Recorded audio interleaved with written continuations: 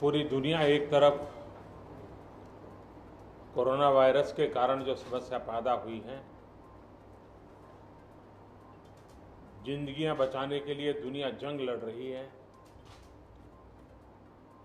ऐसी संकट की घड़ी में हिंदुस्तान की भी केंद्र सरकार हो या राज्य सरकारें हो, सभी डिपार्टमेंट और एक प्रकार से सभी नागरिक ये कोरोना वायरस की लड़ाई में पिछले 2-2.5 महीने से लगे हुए हैं। ऐसे समय साइक्लोन का इतना बड़ा संकट, और वो भी सुपर साइक्लोन, बहुत ही चिंता का विषय था।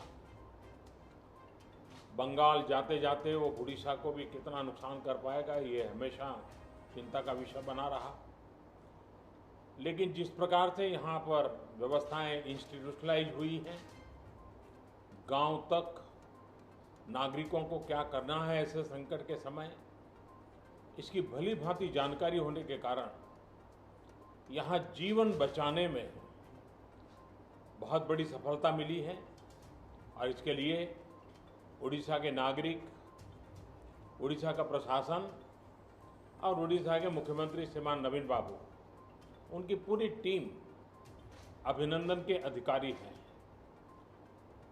लेकिन जब इतनी बड़ी प्राकृतिक आपदा आती है तब संपत्ति का नुकसान तो होता ही है।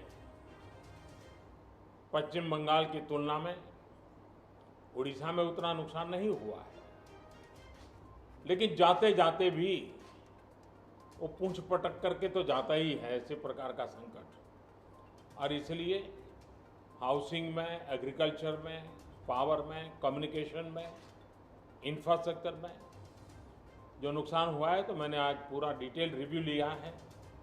राज्य सरकार ने भी विस्तार से मेरे सामने सारी बातें रखी हैं।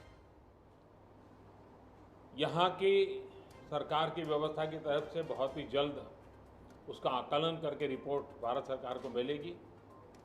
भारत सरकार की टीम भी तत्काल यहाँ पहुँचेगी और पूरी परिस्थिति का रिव्यू कर करके लंबे समय के लिए रिलीफ हो, रिस्टोर करने की बात हो, रिहेबिलिटेशन की बात हो, इन सारी चीज़ों को प्राथमिकता देते हुए काम आगे बढ़ाया जाएगा।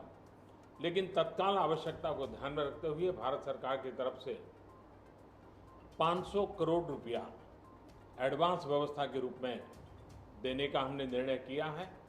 और बाकी आवश्यकताएं एक बार कंप्लीट सर्वे होने के बाद, रिहेबिलिटेशन की पूरी योजना बनने के बाद भारत सरकार भी कंधे से कंधा मिला करके ओडिशा के विकास की यात्रा में और इस संकट की घड़ी से बाहर निकलने के काम में पूरी तरह मदद करेगा। बहुत बहुत धन्यवाद।